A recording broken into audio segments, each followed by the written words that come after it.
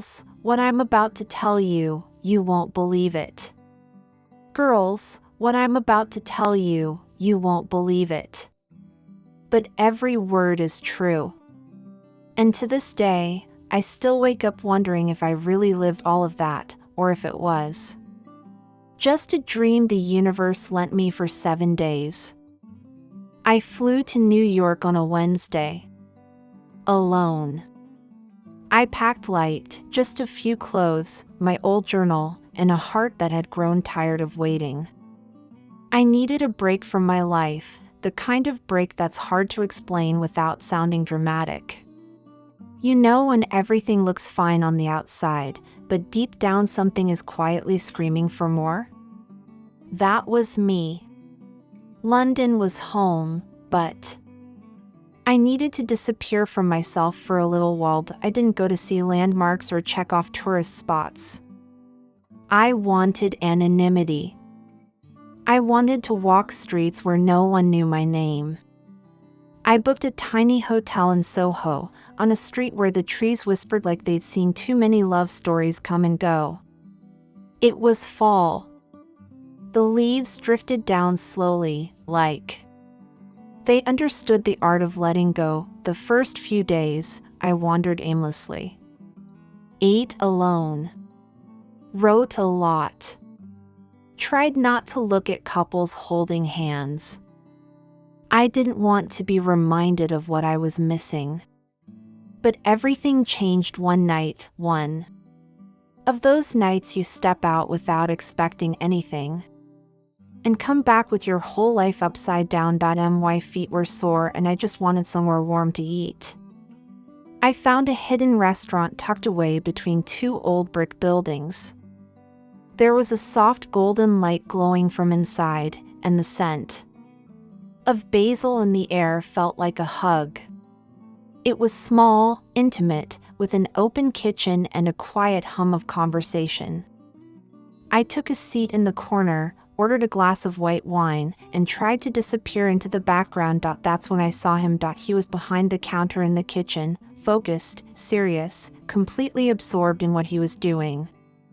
His hair was tied back messily, sleeves rolled up, stubble on his jaw. There was something about the way he moved, precise, confident, like cooking was his language and he was writing poetry on every plate, but it was his eyes that stopped me, blue. Deep. The kind of blue that only exists right before the sun disappears behind the buildings. And for a moment, just one brief, impossible moment, our eyes met. Everything inside me paused. It wasn't lightning. It wasn't music. It was a feeling. That kind of quiet knowing you can't explain. I felt warm, dizzy, shaken, like I had waited my whole life without even realizing it. We didn't speak then. Just a glance.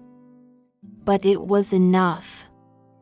That one look made me feel like maybe, just maybe, the world had brought me here for a reason. His name was Ethan. Mine, he would learn a few minutes later, was Claire. 2 strangers. 2 stories from different worlds. But for 7 days, we shared one heartbeat, and it all started right there. If you believe in love, stay with me. If you believe in the power of love, stay with me. Subscribe now to hear more stories like this, because what happened next still gives me chills, even now.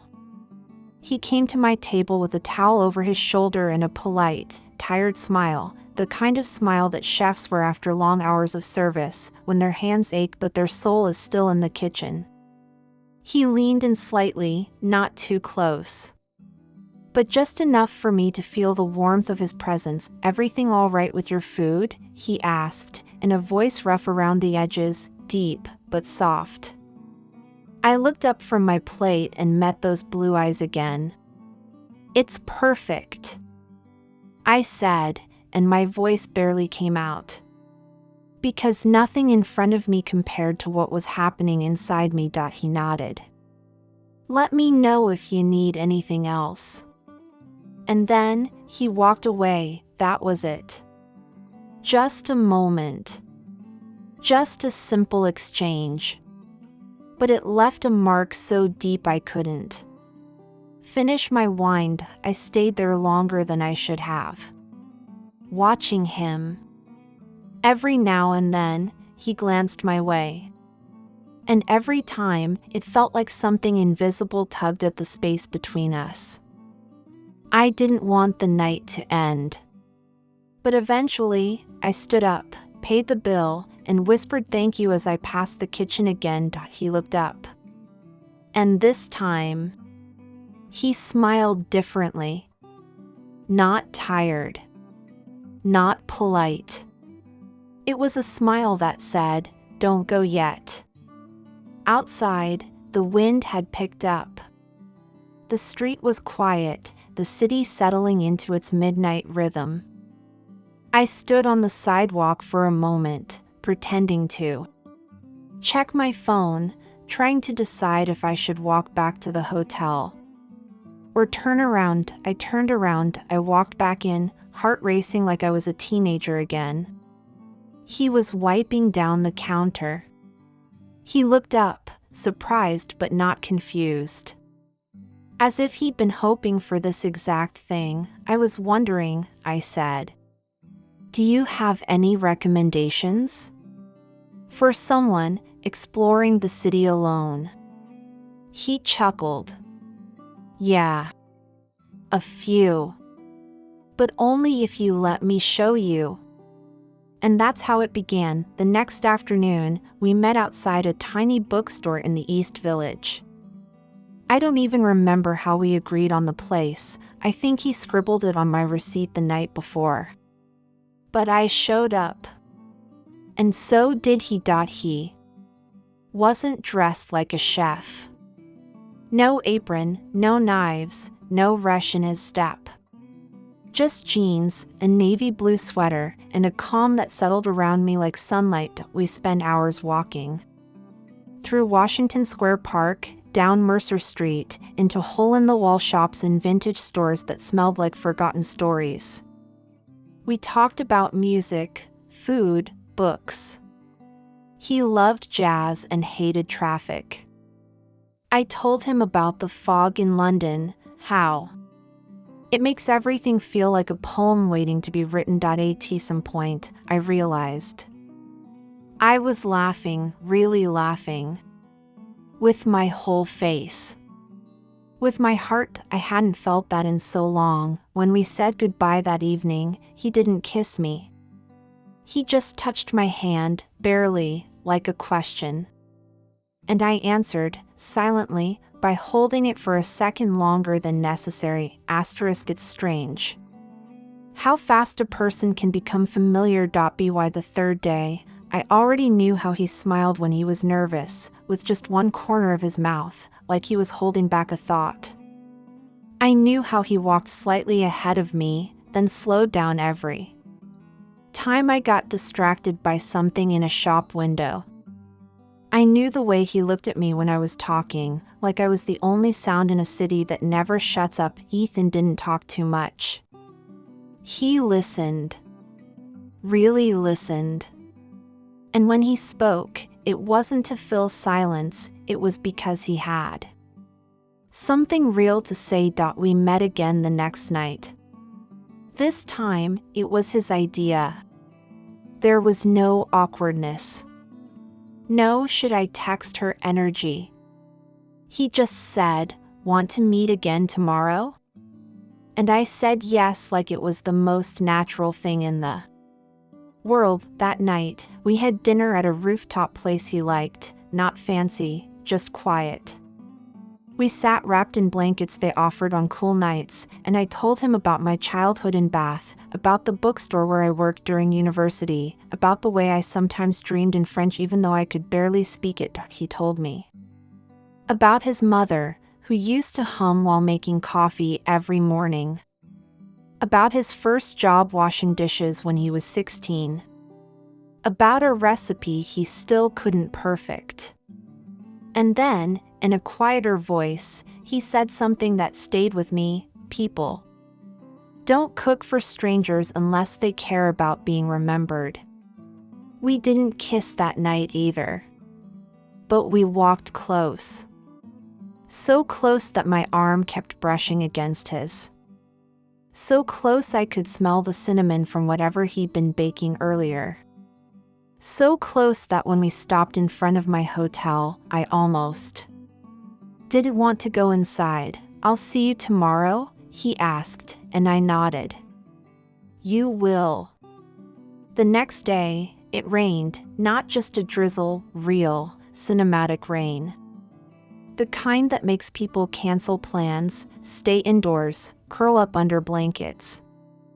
I assumed we'd do the same, but at exactly 2 o'clock, I heard a knock on my hotel room door. I opened it, surprised, and there he was, soaking wet, holding a brown paper bag and a ridiculous umbrella that had clearly lost a battle with the wind. "You didn't think I'd let a little rain cancel us, did you?" He had brought soup, real soup. Handmade. Still warm. He said the kitchen was closed, but he broke in, technically his own place, just to cook it.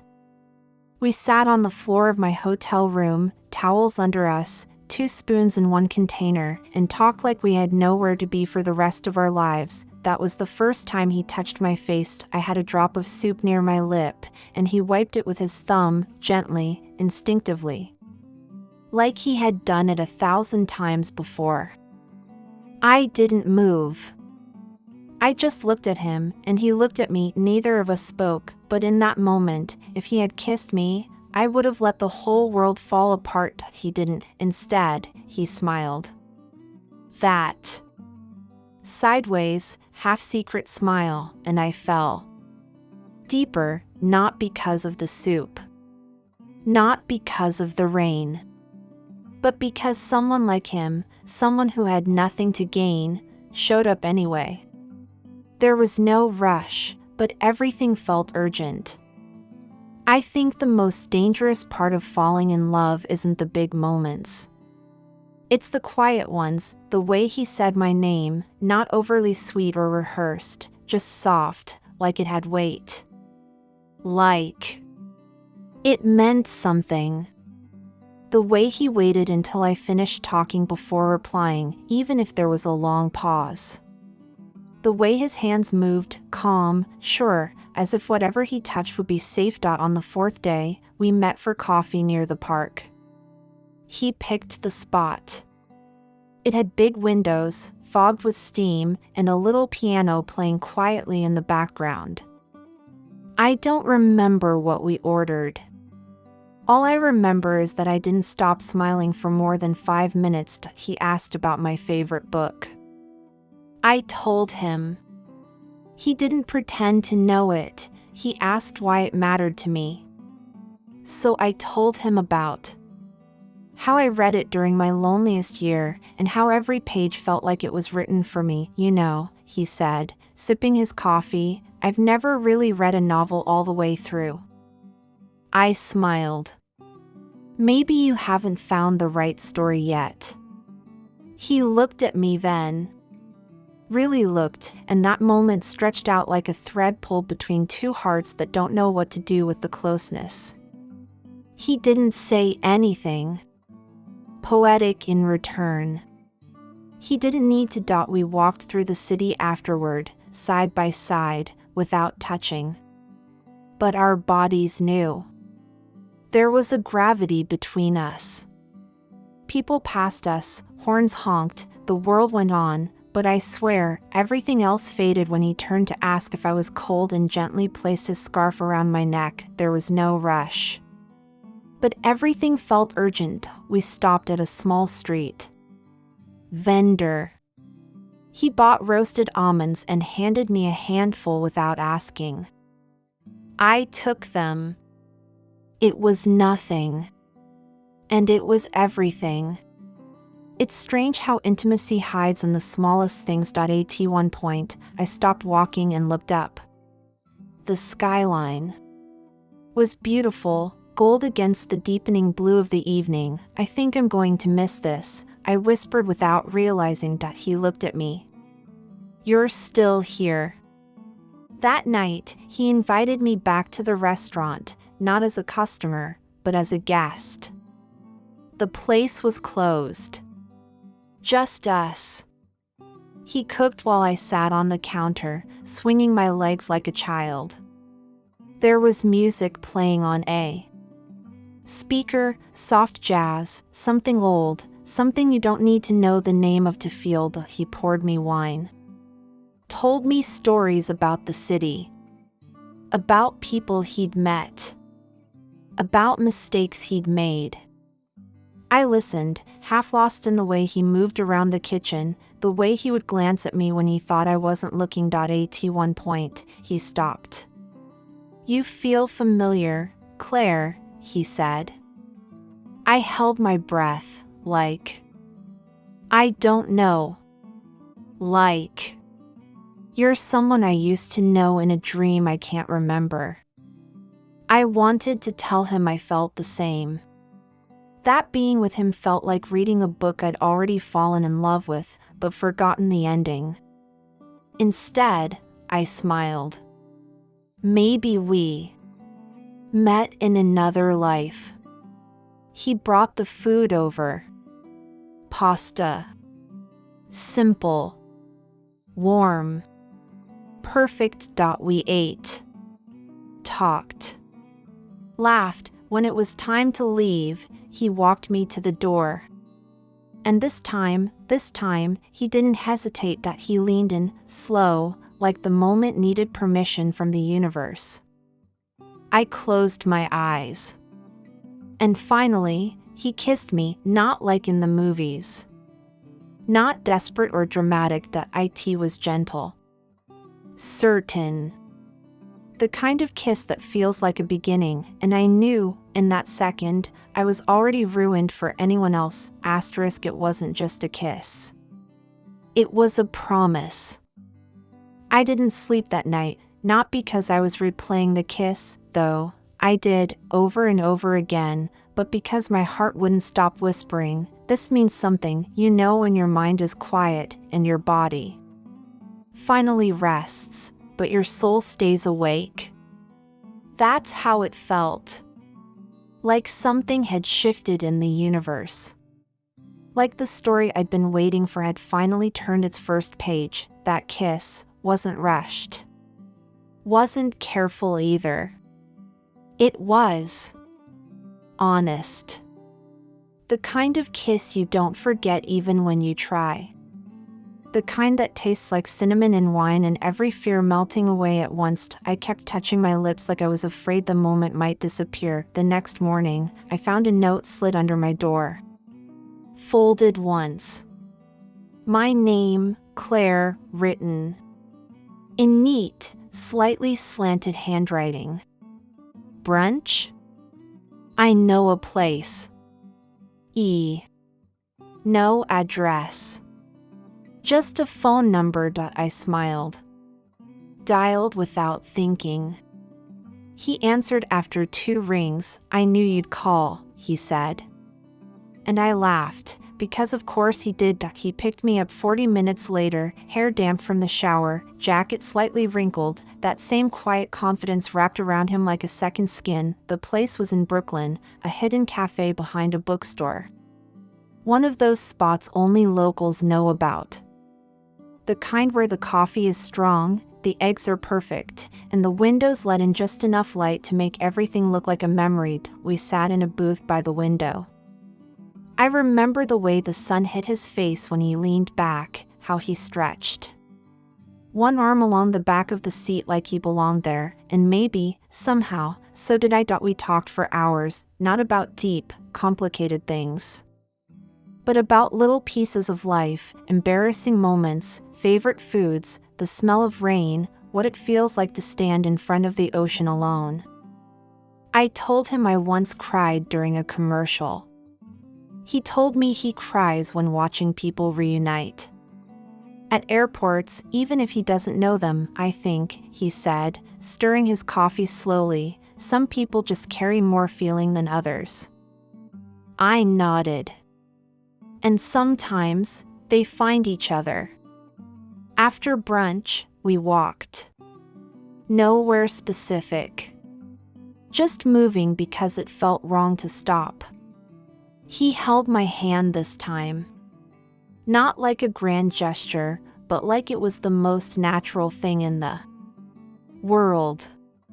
Like it was what we were meant to be doing all along. We passed by murals and musicians, little kids chasing pigeons, old couples sharing benches.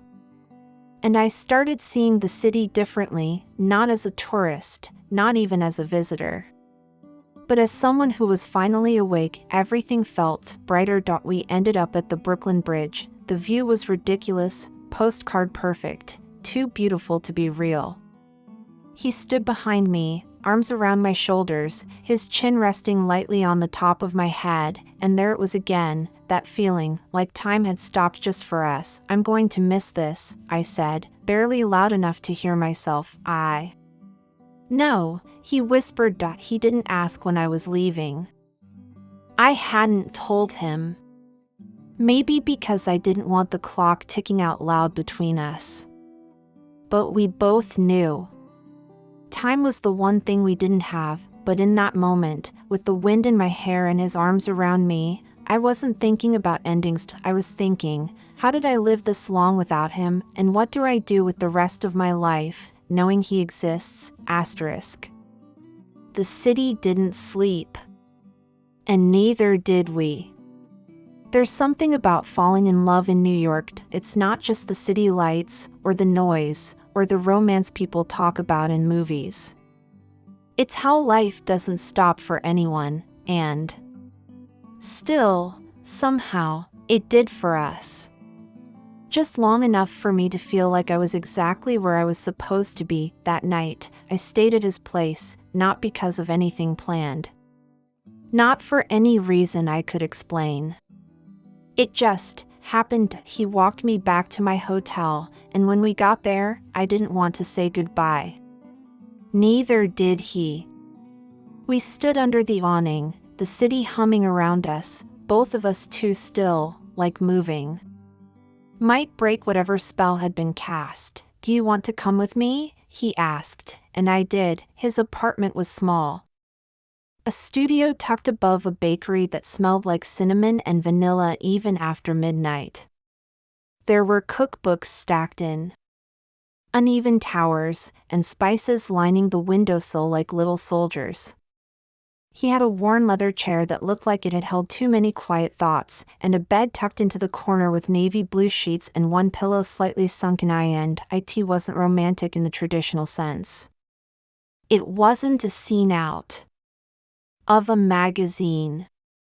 But it felt more like home than anywhere I'd been in years. He offered me a sweater, too big and soft.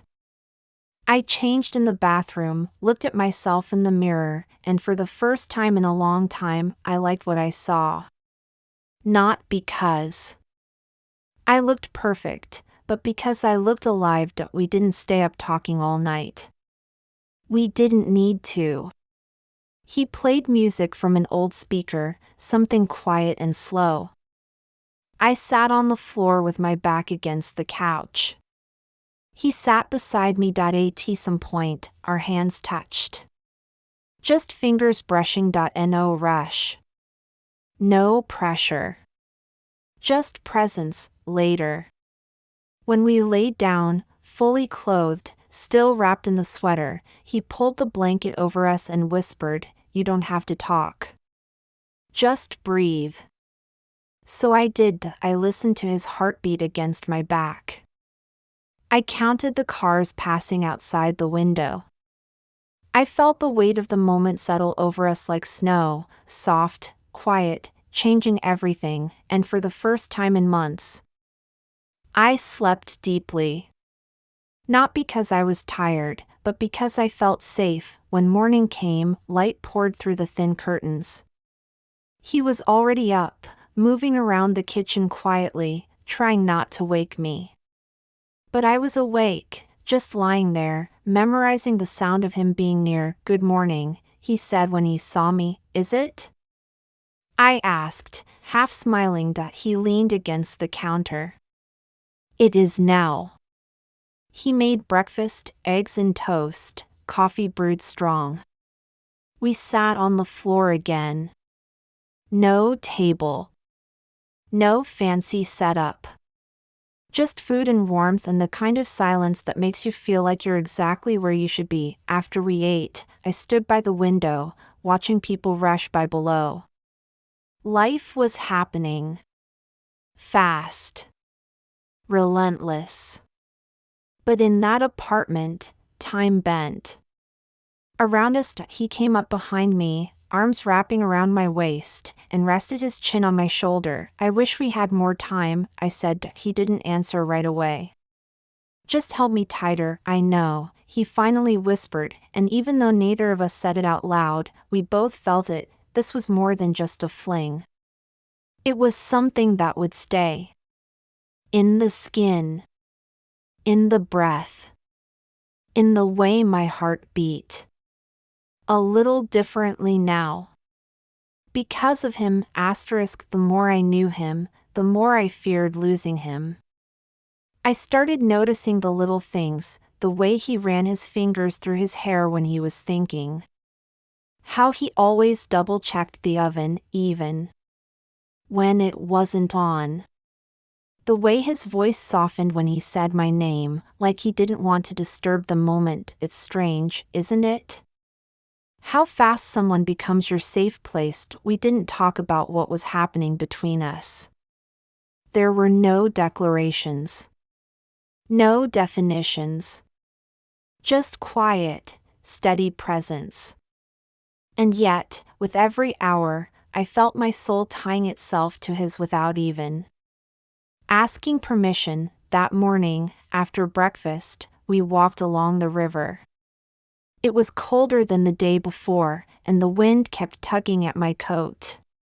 He noticed before I could say anything and wrapped his scarf around my neck again, just like the first time. That scarf had started to feel like a symbol. Like his way of saying, I see you. I've got you. We sat on a bench, watching the water move slowly under a silver sky. He reached into his pocket and pulled out 2 pastries he'd brought from the bakery downstairs. They were still warm. I laughed. You think of everything, don't you? He shrugged. Maybe I just like watching you smile. I didn't know what to say to that. So I leaned into him instead. Rested my head against his shoulder and let the moment stretch out. There was a part of me that wanted to freeze everything, that moment, that day, that week. And there was another part that already mourned it. Because I knew, deep down, we were living on borrowed time. I hadn't told him when I was leaving. I couldn't. Saying it out loud would have made it real. And I wasn't ready to put an expiration date on something that finally felt eternal. That night, he took me to a jazz bar he used to go to when he needed to think. It was hidden underground, dimly lit, the kind of place that smelled like old wood and red wine. A small stage, a few tables, and music that wrapped around your ribs and stayed there. We sat in the back, shoulders touching, fingers laced under the table. The band played slow, aching melodies, songs without words that somehow said everything. I looked at him. He was focused on the music, eyes half closed, nodding slowly. But his thumb was stroking my hand gently, over and over, like a secret he was trying to memorize. I don't know why it hit me so hard in that moment. Maybe it was the music, or the wine, or just the ache of knowing something rare had found me, and I had to let it go. But I felt the tears building behind my eyes. I turned away, blinked them back, and then I felt his hand tighten around mine. He leaned closer, whispered, "Don't disappear on me." I froze. He hadn't said much until then. He hadn't asked questions, hadn't pushed. But in those 4 words, I heard everything. I feel it too. I don't want this to end. Please stay. I turned to him, searching his face. "I'm not trying to," I whispered, but my heart was already starting to crack, because I knew that soon, I'd be boarding a plane back to London. Back to my life. Back to the version of me that existed. Before him, a version I no longer wanted to be, and I had no idea how to tell him that.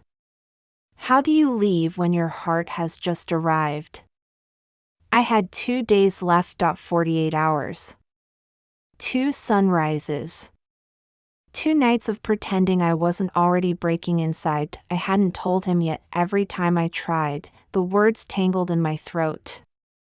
I would look at him, really look, and think, how do I say goodbye to someone who feels like home? How do you walk away from something you didn't even know you were searching for, until it was too late to stay? That morning, we stayed in bed longer than usual. The light came in gently, and neither of us moved much. We just laid there, legs tangled, arms wrapped, skin warmed by silence. He traced slow lines along my shoulder. Not in a way that asked for anything. Just like he was memorizing me. "Are you always this quiet?" I asked softly. He smiled without opening his eyes. "Only when everything feels like it matters." I didn't answer. Because I was afraid if I spoke, the tears would come. We spent the day walking through the West Village. He showed me places he loved, a tree that bloomed too early every spring, a record shop where the owner always played vinyls from the back, a bakery that made exactly 37 croissants every morning and sold out by noon. He told me stories like they were nothing. But I listened like they were everything. Every detail he shared became a thread pulling me closer. And every laugh, every glance, every pause in the middle of a sentence, they stitched themselves into the part of me I wasn't sure I'd get back after this. He didn't know I was leaving in 2 days, and I didn't know how to stay. That night, we sat on the fire escape of his apartment. It was cold, but he brought out blankets and wine. The city sparkled below, endless and alive. I leaned against him, our hands buried under fabric. In fear, I could live 1,000 lives. I said, more to myself than to him, and I don't think I'd ever find this again. He didn't say anything. Just kissed the top of my head, and in that moment, I wanted to believe that maybe, just maybe, love was enough to stop time, but even love obeys clocks. Later, in his kitchen, I finally opened my mouth. "There's something I need to tell you." He froze, just slightly. Not in fear, but in knowing. He looked at me, and I said it, "I'm going back to London. In 2 days. His face didn't change. No anger. No sadness. Just stillness. Then, quietly, I figured. I blinked. "You did? You were too careful," he said. "Like every moment was fragile. Like you were holding your breath." I looked down. "I didn't want to ruin it." "You didn't." He walked toward me. Stopped just inches away. "You made this week feel like a lifetime I want to remember forever." I felt the tears before I could stop them. He wiped one away with his thumb, and then, the thing I feared most, the truth, slipped out of me without permission. "I don't want to go." He exhaled slowly. Pressed his forehead to mine. "Then don't." And for a heartbeat, I almost said okay. I almost let it all go, the job, the rent, the plans, the logic, but I couldn't. Not yet, and he knew that too. So we stood there. 2 people in love. Held together by time that refused to wait. And the quiet ache of knowing, something perfect was about to end, *, the goodbye we never wanted to say. I didn't sleep that night, not because we argued. Not because of fear. But because sleep felt like stealing time, and we didn't have enough of it left. He held me in his arms, and I stayed awake listening to his breathing. I watched the shape of his profile against the moonlight leaking through the window, memorizing it as if it were the last page of a book I never wanted to finish. Every hour that passed felt like sand slipping through my fingers. I knew what tomorrow meant: the final day, the last coffee, the last walk, the last everything, and there was no way to make it slower. The next morning, we barely spoke. Not because there was nothing to say, but because every word felt like a countdown. Every yes or let's go carried the weight of goodbye hidden between syllables. He made coffee the way he always did, strong, hot, just a little too bitter. He handed it to me in the same chipped mug I'd used every day since I met him. And when our fingers touched, we lingered. A little longer. A little tighter. We spent the day walking with no destination. Just drifting through streets we'd already walked a dozen times, trying to pretend we were still inside the week, that this wasn't the end. He held my hand tighter than usual. I noticed that. He didn't let go when we stopped at crosswalks or leaned against streetlights. He held it like someone trying to remember how something felt before it disappeared. We didn't take pictures. Neither of us said it out loud, but we both felt the same: some things are too sacred to be captured. That afternoon, he brought me to a quiet spot in Central Park. Not the tourist part. A corner he liked, near a bench that curved around an old tree. The leaves were golden, falling like they knew how it felt to let go. We sat in silence, and then he turned to me. I've never met anyone like you, he said. I smiled, but it trembled. I don't know how to do this, I whispered. Me neither. And for a moment, we just sat there. Eyes glassy. Hands intertwined. Two people desperately holding on to something neither of us could keep. As the sun began to lower, he reached into his pocket and pulled out a folded piece of paper. I wrote this last night, he said. I wasn't sure if I'd give it to you, but now I am. I took it. Fingers shaking. I didn't open it yet. He stood. You should go now. I still have time. He nodded. But I don't trust myself to watch you leave. That broke something in me. I stood up, tears already blurring my vision. He didn't try to stop me. He didn't beg or plead. He just looked at me like I was the most beautiful thing he'd ever seen, and the most painful. I'll never forget this, I said. He smiled, that soft, uneven smile I'd come to crave. Me neither. And then I walked away. Every step felt like betrayal, every step screamed stay, but I kept walking, because life doesn't always let us keep the things we love. Sometimes, it just lets us touch them long enough to remember what it means to feel alive. I left, but I didn't leave him. The plane took off as the city disappeared beneath a layer of clouds. I looked out the window until the skyline was just a shadow, until even the Hudson River looked like a memory. I kept thinking that maybe I'd see him down there, standing still in the middle of the noise, watching the sky, but that's not how life works. You don't get one last look. You don't get a cinematic goodbye. You get silence. Airplane engines. A heavy chest and a paper napkin wet with tears. I held the letter he gave me in both hands, still folded. I wasn't ready to open it yet. Because once I did, it would be real. Final. It would become the echo of something I could no longer touch. When I landed in London, it was raining, of course. Gray sky. Gray ground. My suitcase thumped against the pavement like a reminder that I was back in the life I thought I wanted to escape from. Except now, it didn't fit. Nothing did. I went home. Unpacked slowly. Sat on my bed and stared at the letter, eventually. I opened it. His handwriting was calm, even. No crossed out words. Just honesty.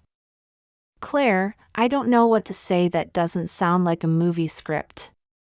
So I'll just say this: you changed me. The way you looked at me, the way you listened, the way you didn't run when I got quiet. You reminded me what it means to feel seen. I don't know if we'll see each other again. I don't know if this was it.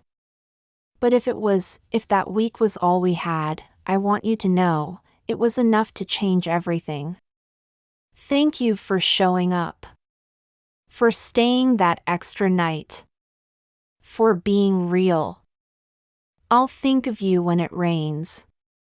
Love, Ethan. I cried harder than I'd cried in years, because it was beautiful. And because it hurt.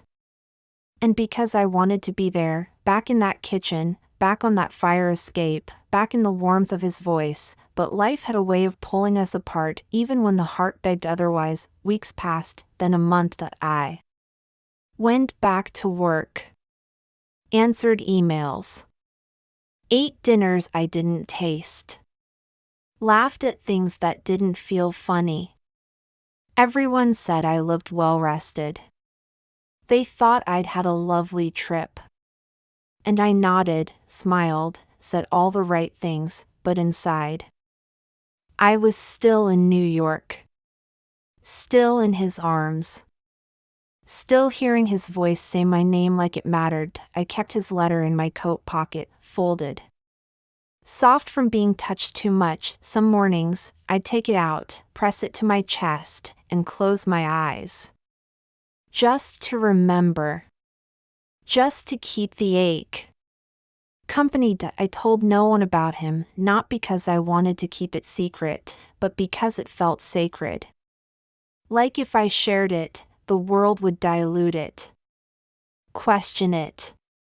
Ruin it. And then, one rainy Thursday, I found something I hadn't expected, tucked in my carry-on bag, between a notebook and a paperback I never read, a photo. Of me, taken from across the street, standing outside his restaurant, smiling at. Something I don't remember. On the back, in his handwriting, this is how I'll remember you. The day before everything changed, I held the photo to my lips, because that was the moment I realized I had never really left, not him. Not us. Not what we were, and maybe, just maybe, he hadn't let go either. All I had was his name. And still, I had to try. I don't remember the exact moment it happened, but one morning, I woke up, and the ache had changed. It was still there, don't get me wrong. But it wasn't the kind that held me down. Anymore. It was the kind that whispered, do something. I looked in the mirror and barely recognized myself. Not because I looked different, but because I felt different. I had lived something real. And the thought of never trying to find him again? That was worse than any goodbye. So I opened my laptop. Typed in his first name. Ethan, that was all I had. No last name. No address. Not even the name of his restaurant. Can you believe that? I'd been so wrapped in the moments, I never once asked, but I remembered the street, I remembered the way the lights looked above the windows. I remembered the smell. The music. The laugh of the hostess with red lipstick. So I searched, small Italian restaurant Soho, open kitchen, string lights. Nothing. Or too much. It was like trying to describe a dream to someone who wasn't there, but I didn't stop. Every night after work, I searched again. Different keywords. Different angles. Sometimes, I just stared at Google Street View, scanning buildings for that door. That window. That kitchen. I even thought about calling the airline, asking for passenger lists. Ridiculous, I know. But grief makes you bold, and love makes you brave. Then, one afternoon, I got a message from a friend in New York. We hadn't spoken in months, but she'd seen a photo I posted, not of him, but of the view from the Brooklyn Bridge. She wrote, "Wait, were you at Campese's? I swear I saw you in the background of a pic a friend took. That place is heaven. The chef is something else." My heart stopped, but I wrote back, "Is that the name of the place? Campese's? Do you know the chef's full name?" She replied, "No idea. But I can ask. My friend is obsessed with their pasta.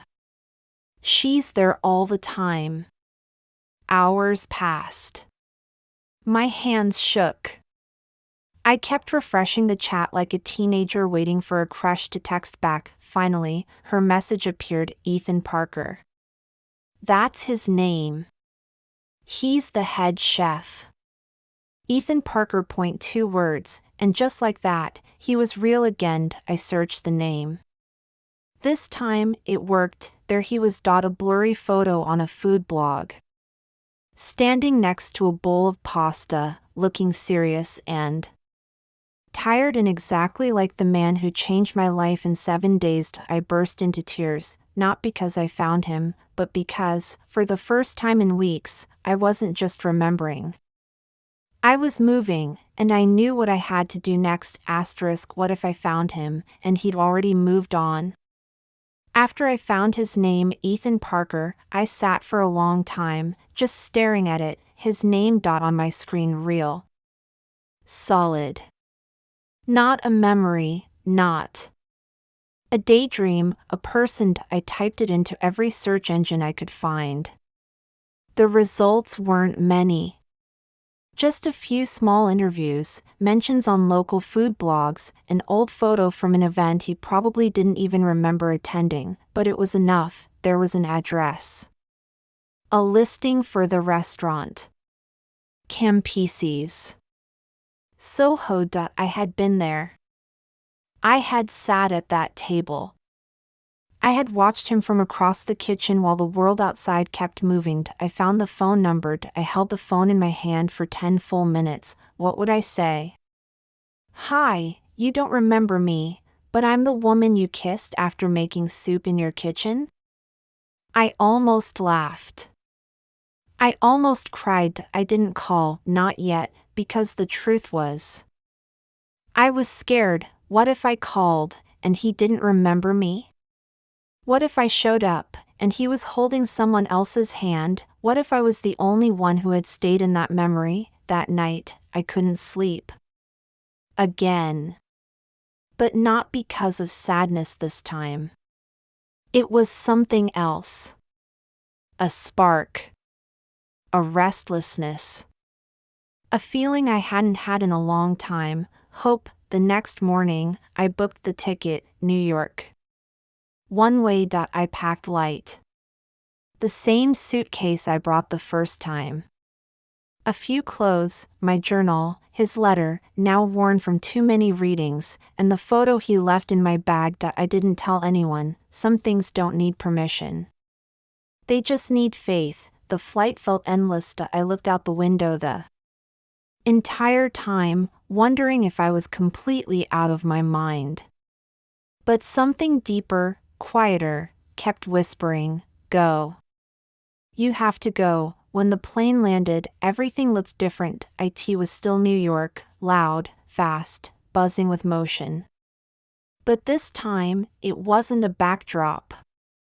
It was the destination. And every block brought me closer to him. I didn't go to the hotel. I didn't stop to change. I went straight to Kim PC's. My heart was beating so loudly I was sure people could hear it. My fingers were trembling. My breath came in shallow waves. But my feet kept moving. When I turned the corner, I saw the lights exactly as I remembered them. Warm, golden, strung above the windows like a secret invitation. I stopped, took a deep breath, and then I stepped inside. The hostess looked up, smiled. Table for one? I shook my head. Actually, I was wondering if Ethan is working tonight. She tilted her head, curious. Do you know him? I hesitated. I did. A while ago. She smiled again, a little softer this time. He's in the kitchen. Want me to get him? I nodded, and just like that, she disappeared behind the swinging door. The world went quiet. I don't know how long I stood there. Maybe 1 minute. Maybe 10. And then, the door opened, and he stepped out, same apron. Same tired eyes. Same. Ethan, his eyes found me. He stopped. We stared at each other. No words, no sound, just that same invisible string pulling tight between us, and then he whispered, Claire. Asterisk, he said my name like it never left his mouth. He said my name like it had been waiting on his lips all this time, Claire. Just one word. But it hit me like a wave, pulling up every memory, every look, every breath we had once shared in the quiet between sentences.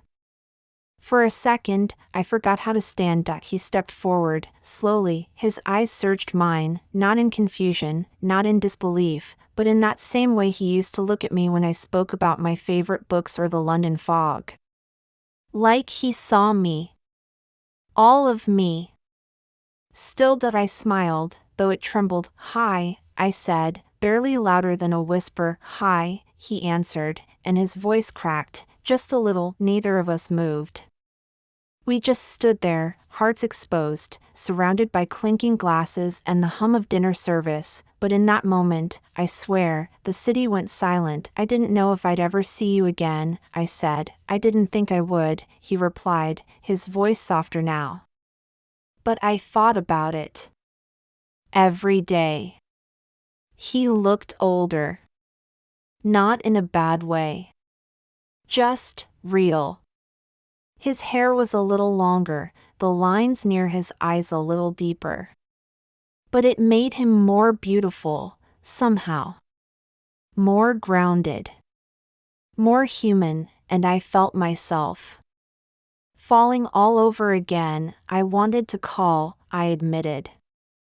So many times. But I didn't know if it meant the same to me as it did to you. He finished. I nodded. He gave a small, almost sad smile. Claire, it meant everything. Something inside me broke open. I didn't cry. Not yet. But my chest felt too full. He stepped aside and gently gestured toward the back of the restaurant. Come with me.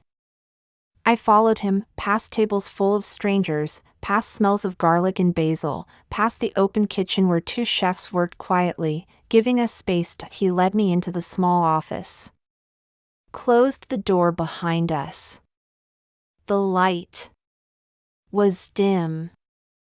The air smelled like olive oil and paper and history. We stood in silence, then he looked at me and said, I still have your note. I blinked. What note? The one you left me. Folded under the mug. The last morning. I had forgotten. I'd scribbled something, quickly, scared to say it out loud, and left it behind before walking away. What did it say?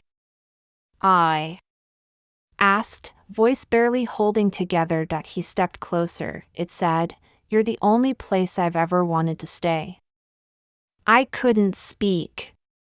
Could barely breathe. He took another step forward, slowly, like I might vanish again if he moved. Too fast, why now? He asked. After all this time? I swallowed. Because forgetting you stopped being possible. And pretending I was okay stopped being honest. He looked at me for a long, long moment, then finally, he reached for my hand, not with urgency, not with drama, but with quiet certainty. I don't know what this means yet, he said. I don't know what happens next. I don't either, I whispered, but I know I never stopped hoping I'd see you again. Not once. And in that moment, I knew this wasn't about fixing the past. This was about choosing the present together. We didn't talk about forever. Just about now. We sat on the floor in that tiny office, with the light humming above us and the sound of the restaurant in the distance, forks against plates, laughter behind walls, the rhythm of a city that never stops. We sat cross-legged, like kids sharing a secret. There was no big speech and no movie scene declarations. No, I've loved you every day since. It wasn't that kind of moment. It was something gentler. Something braver. I kept waiting for the memory of you to fade, he said. I nodded. Me too. But it didn't. No, I said softly. It just changed shape. It went from a wound to something I carried. He looked down, his fingers tracing the edge of a receipt on the floor.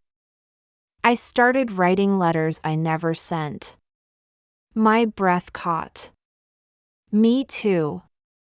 We laughed, a little broken, but real. I kept telling myself, he continued, that it was just a week. That people don't fall in love like that. And? I asked, and I was wrong.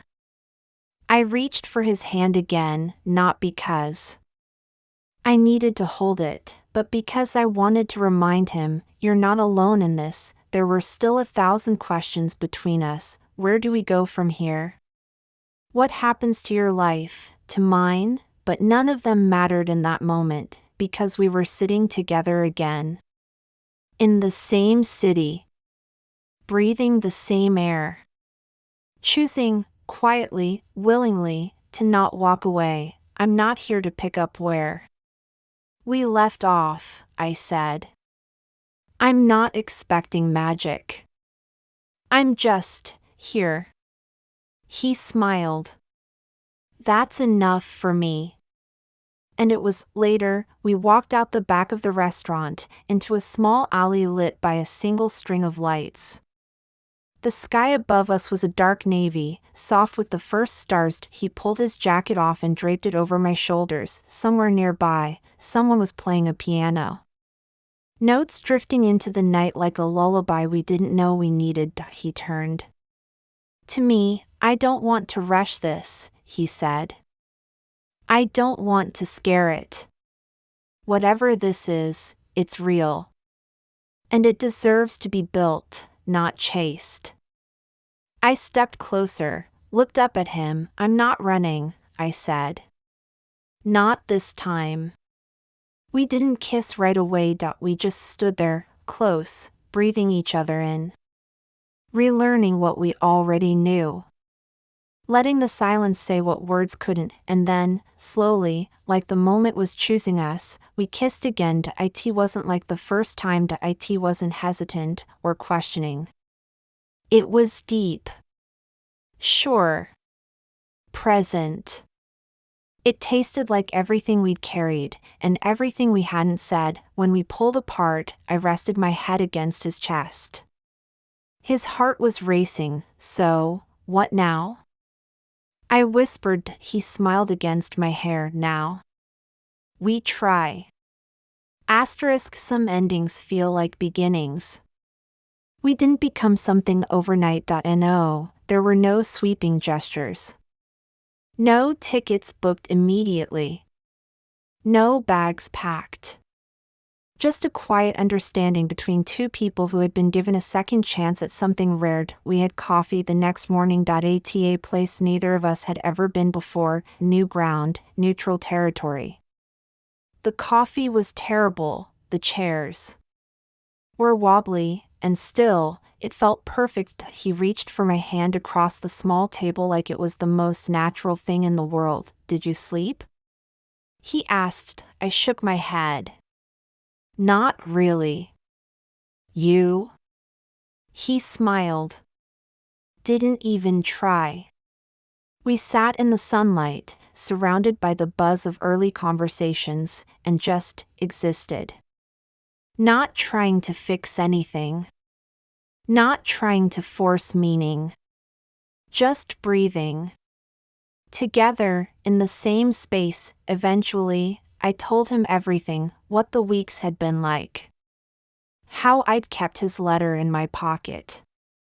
How I found the photo he left for me. How I'd searched for his name 100 times without knowing what I'd do if I actually found him. He listened, fully. With that stillness I had always loved in him. The kind that doesn't rush into answer, just holds space for you to be exactly as you are. I never stopped hoping, he said. I know, I whispered. Me too. We walked after that. Through familiar streets that suddenly felt different.